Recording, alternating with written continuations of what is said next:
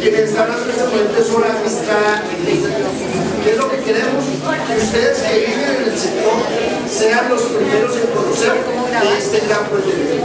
Y ahora que está ya más despejado el sitio, y es bueno que le pongan atención porque es una cosa muy importante. Ahí se pueden sentar. Recordarles también que ahora en el listado que les van a pasar es porque después de esta charla nos vamos a ir cómo es el mecanismo para acceder a los subsidios. O sea, una charla después de conocer la ciudad, cómo accedemos, cómo nos sacamos nosotros el tema de los subsidios, cómo aplica para ese tema. Hoy es conocer la ciudad nueva que viene para nuestro territorio. Entonces recibamos con un muy fuerte aplauso a Juan. A desplazarse más lejos y probablemente no tener una tan buena calidad de vida como si vivieran acá cerca. Eso es muy importante para nosotros. Les voy a dar dos números que a nosotros nos duelen mucho. En 2015, el 49% de las viviendas nuevas se vendieron en municipios aledaños a Bogotá. Pero cuando miramos el segmento de la vivienda de interés social y prioritario, el 67% de las viviendas nuevas se vendieron en los municipios aledaños a Bogotá. Estamos expulsando a nuestra población cuando lo que queremos es que vivan cerca de esos lugares de trabajo, que pasen menos tiempo desplazándose y que vivan de una mejor forma. Y entonces nos hemos demorado 13 años, pero tampoco es que no se haya hecho nada en 13 años.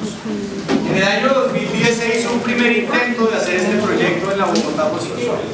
Se sacó el decreto 043 y se sacó un acuerdo de valorización del 451. Probablemente muchos de ustedes lo vieron y recibieron los recibos de cobro de valorización. Esa valorización era para pagar las obras que se iban a hacer de aquí para allá. Después ese acuerdo se suspendió y las platas de las obras de allá se empezaron a devolver. En el 2012, el decreto 140 derogó los mecanismos de financiamiento del plan de ordenamiento zonal. Y el plan de ordenamiento zonal quedó en veremos.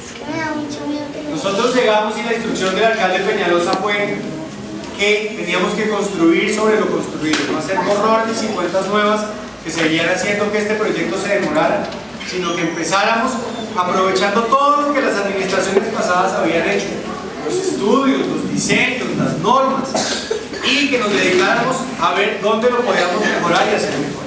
Y fue gracias a ese esfuerzo que pudimos sacar el decreto 088 de 2017 en marzo de este año. ¿Cómo construimos ese decreto? Como les decía, trabajando sobre lo que ya se había hecho en el pasado, pero también con unas sesiones importantes de participación ciudadana. Los propietarios dentro del proyecto recibieron por correo certificado unas citaciones a participar. Hicimos publicación en prensa para invitarlos a ese evento que hicimos a finales de agosto del año pasado en la Escuela de Ingeniería. Hicimos otras jornadas, hicimos en total 6 jornadas, también en la Universidad del Rosario, en la Secretaría de Planeación, para completar y dar una mayor posibilidad de participación a las personas. Paramos cuando a las reuniones nos empezaron a llegar ya 15 o 20 personas que iban ya a repetir y a oír otra vez el mismo cuento. Pero fue muy importante porque recibimos más de 198 propuestas y requerimientos que nosotros recibimos, respondimos y en muchos casos adoptamos para mejorar la norma, porque es que la norma se construye con la comunidad. ¿Dónde es exactamente el proyecto? Arranca en la 193, acá en este pedazo que ya está más desarrollado, justamente estamos acá, va un poco más hacia el norte y toma todo el borde oriental de la carrera séptima hasta llegar al límite del distrito. Y de ahí va muy siguiendo el trazado de la continuación de la avenida Boyacá a cerrar ya de ese lado, no en la 193, sino en la 183, la avenida San Antonio, que ustedes ven que ya estamos ejecutando en 2 carriles por segundo. Quiero contarles esto, la visión de ciudad, porque es que la forma en la que uno define una ciudad hace y cambia la manera en la que los ciudadanos van a vivir el resto de sus días ahí. Cada pequeña decisión que nosotros tomamos, de pronto en una reunión, de pronto en una discusión como esta, con una idea, cambia la forma en la que todas esas personas van a vivir el resto de sus vidas. Es un impacto muy importante. Son momentos muy significativos que tienen un impacto en la forma de vida de las personas, y eso es lo que a nosotros nos apasiona tanto en nuestro trabajo, es poder hacer que las futuras generaciones vivan mejor. ¿Cómo creemos que se puede vivir mejor? Alrededor de un espacio público, equitativo y generoso. Y el alcalde Peñalosa, ¿por qué habla tanto del espacio público y por qué es tan insistente con el espacio público? Es porque en el espacio público nos encontramos todos como iguales. No importa dónde trabajamos, cuánto nos ganamos, de qué raza somos, ahí somos iguales. Y el mejor ejemplo son los niños chiquitos que no tienen los prejuicios. Y los niños chiquitos los lleva uno al parque que sea, mezclarse con los que sean, y a los 2 segundos están ahí todos jugando o fútbol o las escondidas o lo que sea, sin perjuicios de absolutamente nada. Los perjuicios nos los vamos construyendo nosotros en la medida en la que vamos creciendo y hacemos los conjuntos cerrados que no nos gustan tanto a la administración porque cierran a la gente. Decimos, uy, no, es que afuera es inseguro y todo. ¿Qué van? Si nuestros papás, nuestros abuelos crecieron en una ciudad donde todos los amigos eran los amigos del barrio y la calle, jugaban ahí y se integraban ahí, y probablemente eran mucho más felices que los niños de hoy en día que están encerrados en los apartamentos de los niños. Queremos volver a esto. Queremos volver a esto porque además genera apropiación y enamora a las personas de su ciudad. A mí me gusta salir a trotar, y hay de que le hagan algo a mi parque donde salgo a trotar, porque eso es donde yo salgo y me quito todo el estrés y toda la rabia de todo. Esos son los sitios, y en la medida en la que generemos espacios que además generan acceso y que las personas pueden disfrutar todos los días, mejoramos la calidad de vida. El acceso es muy importante. Hablando con una persona hace poco, una persona que no está muy de acuerdo con todas las visiones de esta administración, porque toca hablar con todo el mundo, nos hablaba de que el espacio público es muy importante, y ella proporciona un programa de las abuelas y los nietos, porque cuando ella dice que a los parques uno tiene que ir hay unas condiciones muy importantes: ¿dónde queda el parque? ¿Cómo llego al parque? ¿En qué tiempo llego al parque y con qué? Y en la medida en la que hagamos esos parques cerca, facilitamos el acceso de las personas a esos parques y hacemos que todos, niños, adultos, personas de la tercera edad, todos vivan mejor y se enamoren de la ciudad. Y los parques no son solo estos sitios donde se trota y se juega fútbol, también son esos sitios donde se define, la norma lo define como la recreación pasiva, pero es actividades mucho más tranquilas donde interactuamos con la naturaleza. Y ahí nosotros no queremos que las quebradas que bajan de todos los cerros al río Bogotá se canalicen y se pierdan. Unas quebradas espectaculares que hoy en día se ven, queremos que se mantengan y se restauren, pero queremos también que se cuiden y que las personas sean las que las cuiden. Por eso queremos darle a las personas acceso a las quebradas, acceso a la humedad, con ciertas restricciones. Ahí no se va a jugar fútbol, ahí no se va a montar en bicicleta, pero sí para que aquellos que les gusta ir a ver las aves lo puedan hacer, y aquellos que les gusta caminar por la naturaleza lo puedan hacer. Diferente a los que les gusta jugar fútbol, y hay que hacerle a todos los gustos. Y esto genera apropiación de la naturaleza. Solo vamos a cuidar la naturaleza en la manera y en la medida en que la conozcamos y nos enamoremos de ella. Si no, es muy difícil. Yo no sé si hay mucha gente repetida acá, no quiero que, no estoy oyendo mi discurso muy repetitivo, pero no sé si me oyeron o no. Pero aquí hay una anécdota que a mí me llamó mucho la atención, y es cuando empezamos a trabajar en el proyecto, empezamos a hacer todos los estudios ambientales. Yo soy financiero, no soy ambiental, pero me tocó entender todos los estudios ambientales y conocí todas las especies, y presentándoselo al equipo de planeación le mostré las fotos para mostrar la conectividad de las especies. Entonces mostrábamos, entonces el chamisero utiliza estas rutas, y después y la tingua utiliza estas rutas, y me dice alguien del equipo, ¿cómo así? ¿La tingua no es un pez? No, la tingua es un ave. Pero yo les digo la verdad, es que pues probablemente muchos de ustedes sepan que es un ave, pero muchos probablemente acá, que están acá, no sepan que la tingua es un ave. Yo antes de trabajar acá tampoco sabía, y no sabía porque no había ido a un humedal, no me habían dado la educación y no había tenido la posibilidad de interactuar. Imagínense que a todos nuestros hijos los vamos a llevar al humedal de Guaymaral y que estén no solo las fotos que uno ve el ave allá o el animal ahí y ve la foto y dice, y el niño va aprendiendo y las identifica, sino también de las especies vegetales. eso cambiaría mucho la forma en la que vivimos. ¿Cuántos nombres nos sabemos de los árboles nativos y las plantas nativas de acá? Muy pocos. Solo lo vamos a saber en la medida en la que esto pase. Y pasando a la ciudad y a la visión de ciudad, hablábamos de la mezcla de usos y la mezcla de estilos. Y eso es muy importante. Lagos de Torca, cuando se desarrolle de aquí a 10 años, va a tener 125.000 familias. Eso es el tamaño de una Manizales, de un Neiva. Por lo tanto, tiene que tener ciudadanos de todos los segmentos, tiene que tener trabajo, tiene que tener comercio, tiene que tener todo tipo de actividades. Y en la medida en la que fomentemos eso y hemos generado una norma, nos ha generado ciertos conflictos con el sector constructor que está acostumbrado solo a ser residencial.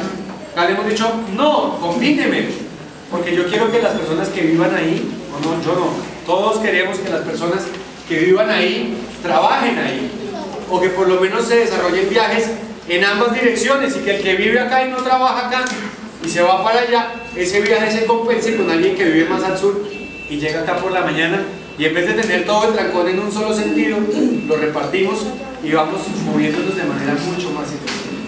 Esa mezcla es muy importante. Y por supuesto, un sistema de transporte público, y aquí tenemos unos retos gigantescos. Yo soy usuario del sistema de transporte público, me voy todos los días a mi oficina en transporte público, y a veces pues uno le da rabia con el Transmilenio. Pero yo me acuerdo en la universidad que el Transmilenio era una maravilla. Estamos trabajando para que eso vuelva a ser así y que vuelva a ser la mejor opción para todos los ciudadanos. Que el que tenga carro lo deje parqueado porque es mejor, es más cómodo, puede ir leyendo las noticias en el sistema de transporte público, y que el transporte público tenga la prioridad.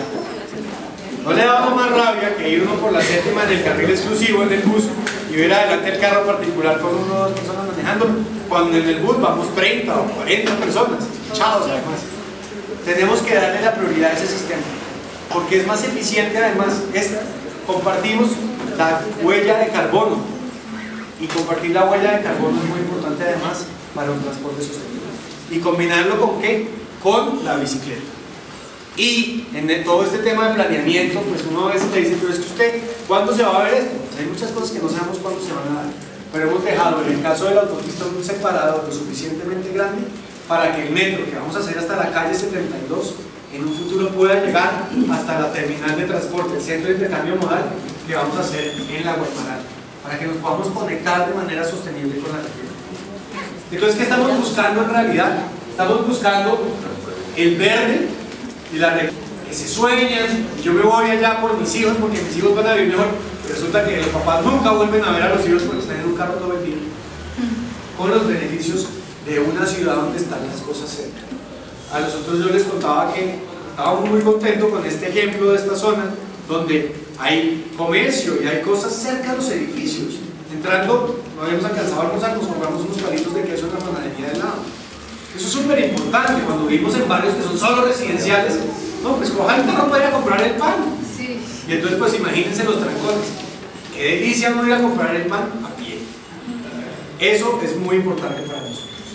Haremos un poco más del espacio público ya del proyecto. El proyecto tiene 1.800 hectáreas. Y esas 1.800 vamos a tener 600 hectáreas en espacio público. Es decir que una tercera parte va a ser espacio público.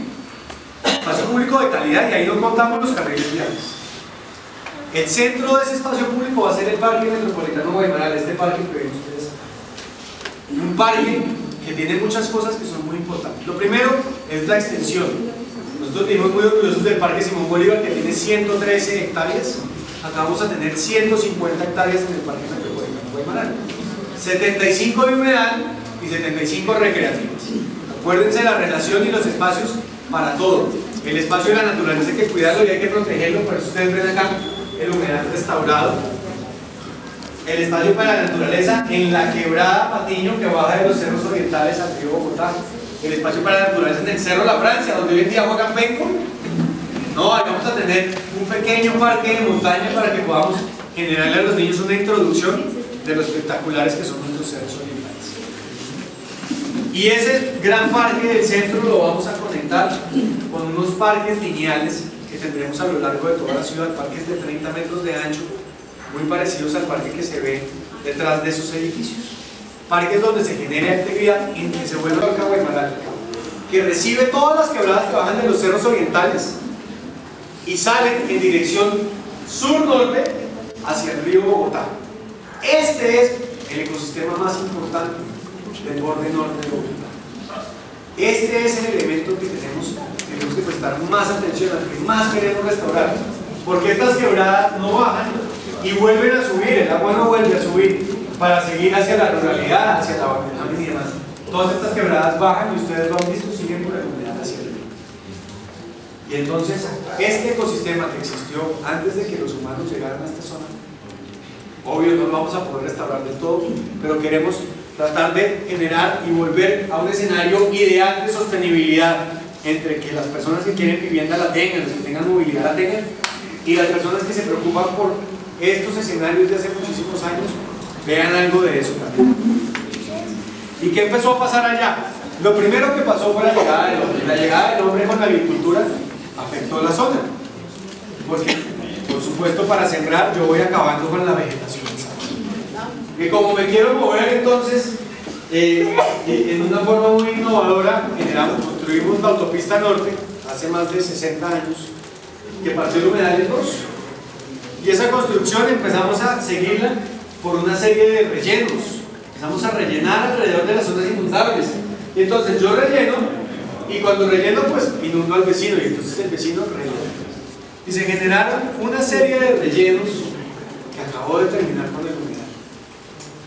Y hoy en día tenemos una zona que está tan afectada y tenía tantas inundaciones que entonces tocó hacer el canal de Torca de Guaymaral. No sé si ustedes lo han visto, esos canales ya ni siquiera, pues el humedal, el agua no llega al humedal, el agua va por el canal de Torca de Guaymaral. Le contaba yo al doctor Horacio que estamos trabajando, yo creo que empezaremos la semana entrante y la siguiente, para reconectar la primera quebrada al humedal nuevamente, la quebrada Aguascalientes en el cementerio. Y que esa quebrada, un esfuerzo que se lleva haciendo desde hace mucho tiempo de lo que se viene hablando y no se hizo, y es una obra facilísima, y es que esas aguas limpias que bajan de los cerros, en vez de que lleguen al canal de Torca, lleguen al humedal y volvamos a empezar a alimentar el humedal. Entonces, a través de redes, me preguntaban muchos que cómo siguen a la Secretaría de Planeación en Twitter, no sé cómo. En Twitter, Dianita, estamos con @planeacionboc. @planeacionboc, para que sepan de todas estas actividades que vamos a empezar a hacer acá. ¿Y por qué es importante eso? Entonces, ¿qué es lo primero que vamos a hacer? Trabajamos, me preguntan muchos de la autopista norte, generamos una determinante ambiental a la ampliación de la autopista norte, y es que en la zona del humedal se elevaba. Vamos a generar varios puentes de 50 metros de largo, para que el humedal pueda volver a fluir de un lado al otro y se reconecte hidráulicamente, y así fluye a velocidad de humedal, y entonces cuando fluye a velocidad de humedal ya podemos eliminar esos canales y volver a restaurar el humedal. Al restaurar el humedal vamos a hacer que pase de 34 a 75 hectáreas, y entonces tenemos ya ese humedal restaurado, pero de nada nos sirve restaurar el humedal si no restauramos las quebradas que lo alimentan, las que le dan el agua. Y entonces generamos los determinantes para que todas esas quebradas se siembren con vegetación. ¿Qué mejor ejemplo sería que pasáramos de esas quebradas canalizadas duras que tenemos de aquí para el sur y empezáramos a ver de aquí para el norte unas quebradas reforestadas que realmente generen conectividad económica? ¿Y cómo se ve eso en términos de resultados? Pasar de 18 hectáreas de bosques o áreas sembradas con árboles a 400. Pasar de 5.000 árboles que hoy en día hay en la zona a más de 100.000. Significa sembrar 95.000 árboles. Lo que les comentaba, que el humedal aumente su área de 34 hectáreas a 75, y evitar que las personas vivan más lejos. Y si evitamos que vivan más lejos, pues andan menos en carro y por lo tanto contaminan menos. ¿Cuánto? Nuestros cálculos nos dan 37.000 toneladas de CO2 que generaríamos de más si esas familias se fueran a los municipios aledaños. ¿Cómo? Moviéndonos eficiente. ¿Cómo? Bicicleta y sistema de transporte público masivo. ¿Cómo se va a ver eso? Y acá voy aprendiendo de las preguntas que me hicieron en las sesiones anteriores para contarles lo primero. Transmilenio. Queremos generar troncales del sistema de transporte público masivo a lo largo de la autopista norte, la séptima que llega a la 200 y baja por la 200, y la Boyacá, llegando todo a este punto, en la Guaymaral, en la altura donde hoy está Vima más o menos, para ahí generar un centro de intercambio modal, una terminal de transporte. Y ustedes ven las flotas entrando a Bogotá, dejando pasajeros por lo que quieren. Eso tiene que parar. Que las flotas lleguen acá, haya un intercambio y se conecten con el sistema de transporte público masivo. Y que otra vez volvamos a tener un sistema de transporte público masivo ideal. Y acá ponemos un punto intermedio a la altura de la 200 con novena, entre novena y séptima. Vamos a hacer un segundo portal para descongestionar este portal que tenemos en la 170. ¿Cuándo se hacen todas estas obras? La pregunta que me hacía. Esto tiene que hacerse por pasos, porque como les voy a explicar más adelante, la plata no viene del presupuesto distrital, no viene de los impuestos que nosotros pagamos, la pagan quienes desarrollen, los privados, los propietarios del suelo y los constructores son los que tienen que hacer estas obras. Y entonces, en una primera operación tendremos la conexión de la NQS con la 200, toda la 200 y la Santa Bárbara hasta llegar a la terminal. Conectamos toda la Guaymaral y toda la Boyacá, y con eso generamos un gran anillo que va a descongestionar todos los problemas que tenemos en la autopista. Y en las siguientes operaciones empezaremos a hacer la avenida Tivavita, que es la 193, ustedes ya han visto las obras de la San Antonio. Empezaremos a conectar los pedazos que nos faltan de la Santa Bárbara, por Uribe Botero, las villas del otro lado, no sé si haya alguien de la localidad de Subacá, pero igual de importantes. Las villas que irán en un primer paso hasta Rayanes y en un siguiente paso hasta el Jardín, la continuación de la Boyacá, para que se generen todas esas vías. Muy importante, yo los invité a que vieran los perfiles viales y van a ver unos perfiles viales gigantescos. La Boyacá va a tener 6 carriles por sentido. Todo eso tampoco se lo podemos cobrar a los privados porque eso no era viable. Todas esas ejecuciones que va a hacer ese fideicomiso privado las va a hacer en 2 carriles por sentido. El ancho que tenemos hoy en día, que estamos proyectando para la San Antonio, pero con el espacio ya guardado para que después no nos toque hacer expropiaciones y que construyan donde no debe ser, sino se hacen unos separadores grandes y en la medida en la que la ciudad lo va necesitando, se van ampliando esas. ¿Cuántos es en términos de vivienda y en términos de trabajo? Esperamos generar 29.000 viviendas de interés prioritario con la obligación nacional del 20% de vivienda de interés prioritario. Vivienda hasta 75 salarios mínimos legales vigentes mensuales, que son cerca de algo menos de 50 millones de pesos.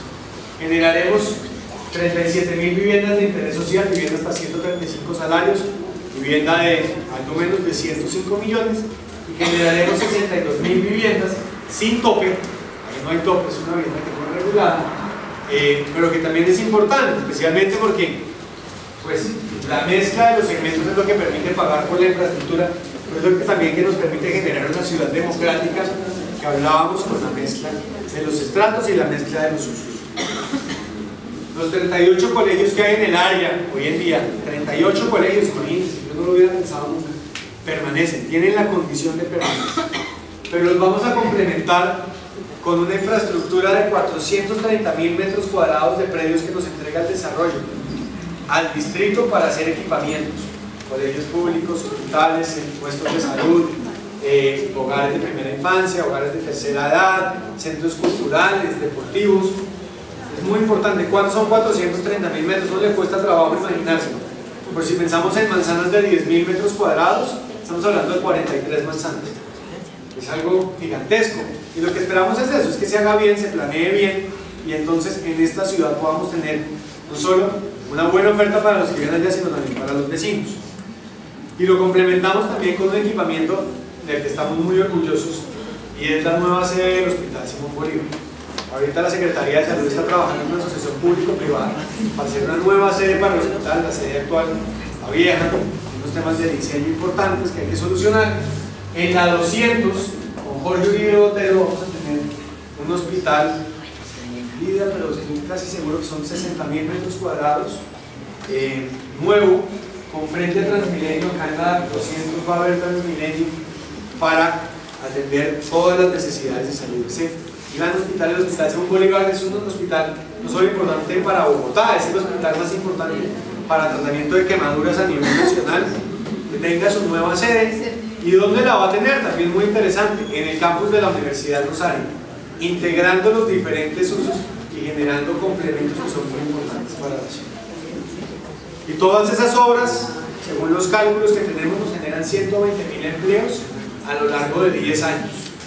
Empleos que van a generarse por el desarrollo vial, por el desarrollo inmobiliario y por las restauraciones ambientales. Todo eso requiere de ingenieros, requiere de arquitectos, requiere de técnicos, requiere de mano de obra, para todos los segmentos poblacionales. Pero queremos también generar empleo que permanezca. Ya va el ejemplo acá. Todas esas, las tiendas de barrio, el gimnasio local, el jardín infantil genera empleo a los locales, bien sea al emprendedor o bien sea a las familias que viven cerca y que se vuelven empleados de eso. Entonces tendremos en el 70% de las manzanas en un área de primer piso, panaderías, tiendas, cafés, jardines infantiles, talleres, gimnasios, cosas que revivan la vida de barrio. Y si se hace bien, eso va a tener un impacto muy positivo sobre el sentido de comunidad de las personas. Y lo complementamos, por supuesto, con una actividad económica ya de mayor escala. Las nuevas sedes de la Universidad de Rosario y de la Universidad Pedagógica del otro lado, la Escuela de Ingeniería que ya está presente, todos los colegios, las oficinas que queremos generar, queremos que haya trabajo, que haya empleo, no solo que sea una ciudad dormitorio, el comercio, inclusive el turismo con esta apuesta que tenemos del Parque Metropolitano Guaymaral. Y todo este proyecto viabiliza otros proyectos que se están dando, que no hacen como tal parte del decreto 088, pero que se viabilizan gracias al decreto 088. La ampliación de la autopista norte y la carrera séptima va a recibir gratis los suelos que requieren, pues gratis no, de parte de los propietarios, los suelos que requiere esa ampliación. El centro, las inundaciones que se ven en el Magdalena Medio, mi gran culpa es de ir endureciendo todas esas ciudades que alimentan toda esa cuenca del Magdalena.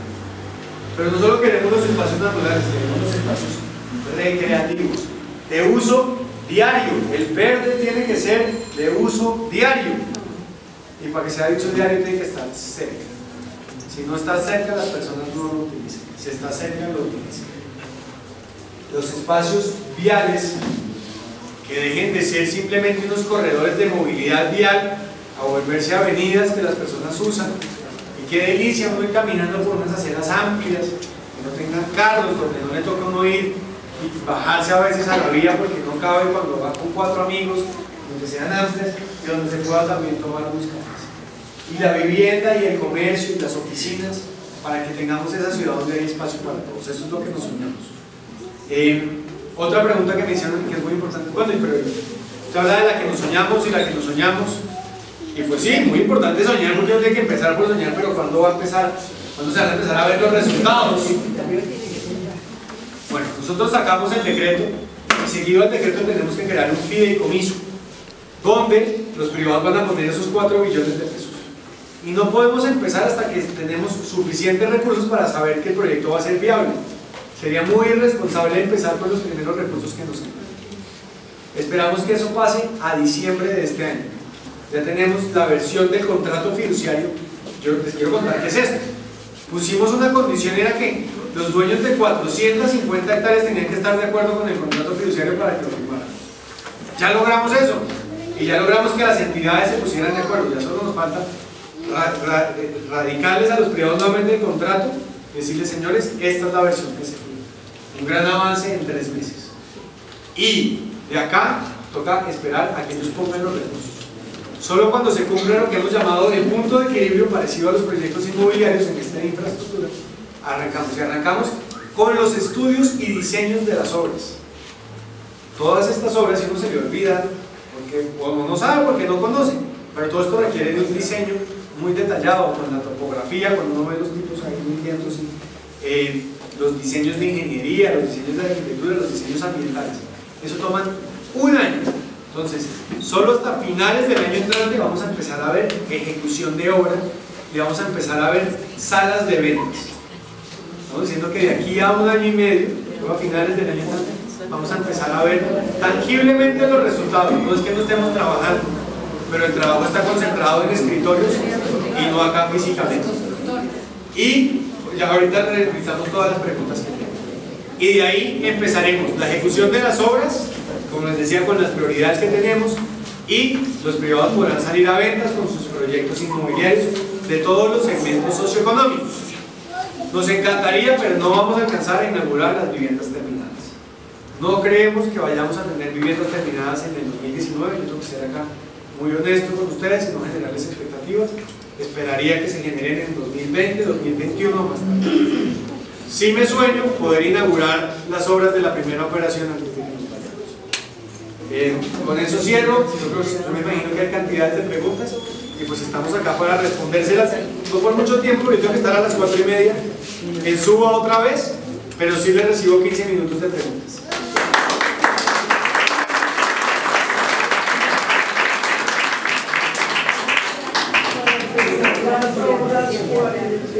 Proyecto,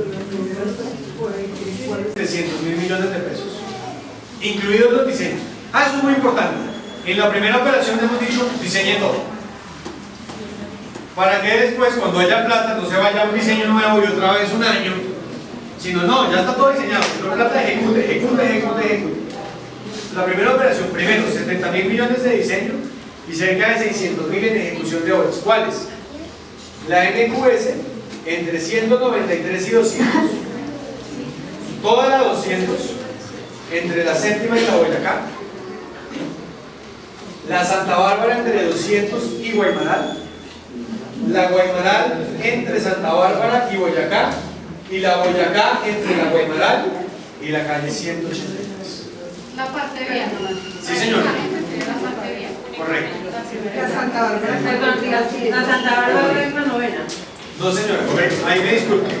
La Santa Bárbara, lo que pasa es que hoy en día no existe, entonces ustedes no la ubican, pero es como si fuera la continuación de la avenida 19. ¿Por qué es tan importante la Santa Bárbara? ¿Por qué no sigo yo por la novena? ¿Por qué la novena no? Porque en todos estos desarrollos que se hagan en estas obras de acá, las aguas residuales desaguan por gravedad, los tubos de alcantarillado de aguas negras van por gravedad. Y ustedes conocen la zona y saben que acá en la gravedad, o sea, estos terrenos son hacia arriba. No podíamos nosotros construir la novena y sacar las aguas residuales en contra de la gravedad. Por eso nos toca hacer esa L o esa, yo no sé, ese cruce que se ve rarísimo y que no tiene tanto sentido desde el punto de vista de movilidad, pero acá nos toca tener un equilibrio entre todos. Yo sé que no es perfecto, a mí también me encantaría tener todas las obras terminadas, pero tengo que tener un equilibrio que garantice que las aguas residuales no se van a ir al humedal, sino que van a salir por este tubo de la Santa Bárbara y se van a conectar con el tubo que ya está construido en la 200 para salir a la planta de tratamiento del Sabinas. O sea, la novena es imposible que la sigan continuando. No, la novena la vamos a hacer hasta la 200 en la primera operación. Después viene la segunda operación y la segunda operación se continúa la novena hasta llegar a este punto. Se hace la 193, se hacen las villas y se compran los suelos ambientales. Sí, señor. Están vueltas nada y no soluciona nada. Pero ahí sí No. es con movilidad y el IDU. Pero les cuento en general qué pasa. No podemos hacer todas las calles al tiempo. Empezamos con la 183, que era la que más nos necesitaba. En el proyecto le vamos a dar prioridad a estas que les comentaba. La 193, que es de la que usted me pregunta explícitamente, va en la segunda fase de la operación. ¿Es Pero usted me preguntará, pero Juan Camilo, ¿cómo así que nos van a hacer primero estas obras hacia allá al norte antes de que nos hagan la novena? ¿Por qué? Porque es que la plata para todas esas obras, incluida la 193, no viene del bolsillo de ustedes, viene de todos los desarrollos que se van a hacer, y tengo que viabilizar el proyecto Lagos de Colca y pensar en la escala de ciudad, en los 90.000 viajes diarios que entran por la autopista y generarle alternativas por la Boyacá y por la Santa Bárbara. Y yo entiendo la posición de ustedes, porque si fuera por ustedes y si fuera únicamente para ustedes, por supuesto que le damos prioridad a la 193, por eso lo hemos puesto en la segunda operación. Pero para arrancar y para que esto sea viable, tenemos que empezar por ese primer año. ¿Cuánto tiempo tiene la primera fase? Los tiempos dependen de la medida en la que los privados hagan los aportes de recursos. Yo por eso les digo de lo que esperamos y no de lo que va a ser una realidad diferente cuando está el contrato del que, por ejemplo, le conseguimos la respuesta que el señor me preguntaba. Pero cuando depende de que alguien más ponga plata, pues depende de cuándo pone la plata. ¿Cuándo esperamos? Nosotros esperamos, como les decía, acabar las obras de la primera operación antes de irnos, es decir, antes de diciembre del 2019. De ahí en adelante serán las siguientes operaciones, las siguientes fases a ejecutarse. Nosotros esperaríamos que la segunda fase esté terminada antes del 2023. En la segunda fase quedaría la 193. Y las villas sí complementarán las acabadas. Hoy en día los humedales tienen un plan de manejo ambiental vigente, ¿cierto? Y el plan de manejo ambiental establece qué es lo que se debe hacer en cuanto al humedal. De ahí a que se haya hecho algo, pues siempre una fase que se describe. Exactamente. ¿Qué pasa? Cuando nosotros elevemos la autopista para que pasen las aguas, las características del humedal van a cambiar. El decreto dice que la Secretaría de Ambiente, en conjunto con la CAR, deben actualizar el plan de manejo ambiental. Una vez se actualiza el plan de manejo ambiental, dentro de la tercera operación se hace la restauración del humedal. ¿De acuerdo a qué? A lo que haya diseñado la Secretaría de Ambiente y la CAR para el humedal. Hemos generado unas cosas, unos indicadores básicos importantes. No se hacen bordes duros, se hace una vegetación que vaya acorde con la vegetación de humedal, se hacen caminos para las personas, no se permiten los ruidos, se mitigan, se hacen las zonas educativas. Todas esas condiciones se dejaron en el decreto, pero el diseño detallado es de acuerdo a lo que se establezca en el plan de manejo ambiental. ¿Quién lo hace? La autoridad ambiental. La comunidad, una comunidad que empiece a ver resultados sobre un proyecto que les sirva y que les guste, y ustedes tendrán tiempo para decidir si les gusta o no, y lo defiendan. Eso es lo más importante, porque esto es un tema político. Ahora, no puede ser solo político. Yo les hablaba de un fideicomiso. Es un contrato que firma el distrito con unos privados. Entonces, no puede alguien después a decir, yo modifico esto y afecto las condiciones de unas personas que le creyeron y que invirtieron en esto como yo quiero. Ese contrato fiduciario es lo que principalmente nos blinda jurídicamente. ¿Qué más vamos a hacer, por favor? Qué pena. Es llevarlo a acuerdo distrital en el plan de ordenamiento territorial, para que quede ratificado y que no sea un alcalde el que quiera modificar esto, sino un consejo. Y ustedes ven acá todo el tema de la comunidad y que se empiecen a ver los resultados, y las vías tan importantes son las que nos van a garantizar esto. Entonces es tanto lo jurídico a través del contrato y del POT, como lo político a través de un proyecto que nosotros queremos que va a tener un impacto muy bueno en la comunidad, y que esa comunidad va a estar ahí arraigada defendiendo el proyecto. En las 180 y va a ir en 3 carriles por sentido, continuando hasta la 200, donde queda en 2 carriles por sentido. Pero vamos a ver que esta parte va a empezar a crecer, se van a ver el proyecto, pero antes de que ustedes se vayan, nosotros necesitamos estar ahí como diciendo, atemos la cadena, atemos la cadena para que nosotros quedemos ahí y podamos defender eso cuando llegue el otro gobierno. Totalmente de acuerdo. Entonces, ¿qué van a empezar a ver ustedes? Van a empezar de todas formas a ver muchas cosas, y que estamos viendo desde antes, la 180 hasta la 193 ya en ejecución. Aquí ya a 2 cuadras en ejecución. Van a ver la salida de la 200 en ejecución. Van a ver, probablemente si ustedes viven acá pues no comprarán vivienda, pero ustedes muy buenos, yo me imagino que sus hijos todavía no, pero otras personas que viven acá dicen, pues sus hijos quieren vivir cerca, las familias hoy en día no pueden porque no hay una oferta. Van a ver a sus familias y a sus vecinos, a sus amigos que quieren vivir acá con oportunidades de vivir acá. Y van a ver el inicio de un proyecto que empieza a mostrar resultados y que tiene las obras definidas. En el decreto, no me acuerdo el número del artículo, pero dice, están claramente definidas esas 5 operaciones. Eso es una instrucción irrevocable que no puede cambiar. Entonces ya se vuelve una fila de obras que están por hacerse y que van a empezar a generar beneficios. A mí me encantaría que fuera todo inmediatamente, pero eso no puedo hacer.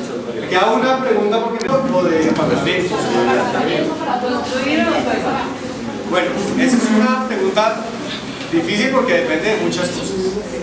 Yo les voy a contar el trabajo que hicimos nosotros al estructurar los nuevos productos inmobiliarios. Recordemos que aquí va a haber una ciudad para todos. En las viviendas de interés prioritario, que valen hasta 50 millones de pesos, y son viviendas de alrededor de 42 metros cuadrados, el metro cuadrado vale 1.200.000. Eso es para un segmento que es el segmento que más necesita una ayuda y que es muy importante ayudar. El siguiente segmento es la vivienda de interés social. La vivienda de interés social, la vivienda vale hasta 105 millones y son apartamentos ya un poco más grandes, de 47 metros, el metro cuadrado puede valer alrededor de 1.800.000 pesos. Y después tenemos algo que es gigantesco, que es la vivienda no bis, la vivienda que no está regulada. Y en esa vivienda nosotros hicimos un estudio de mercado. No significa que yo le esté poniendo, y yo quiero ser muy cuidadoso en esto, yo no le estoy poniendo precio a sus viviendas, esto es algo general de la zona, pero nosotros asumimos que el grueso de los proyectos de vivienda no bis deberían salir a 4.400.000 pesos en el. ¿Qué pasa? Pues que va a depender de muchas cosas. Tendremos proyectos más baratos y tendremos proyectos más caros. ¿Qué queremos? Que todos tengan la misma calidad de urbanismo. Por eso las obligaciones para parques locales, por eso las obligaciones para buenas vías en todas partes, para que sea equitativo y que el urbanismo sea igual para todos. Antes de contarles que hicieron en la base de datos, vamos a tener lo siguiente. Primero, esta información se les va a enviar a los que tengan sus correos. Primero. Y segundo, la próxima reunión es sobre todo el tema de cómo acceder a los subsidios. Les tendremos aquí la Secretaría de Hacienda, la Secretaría de la Alta, y tendremos algunas caras de compensación de la Nacional.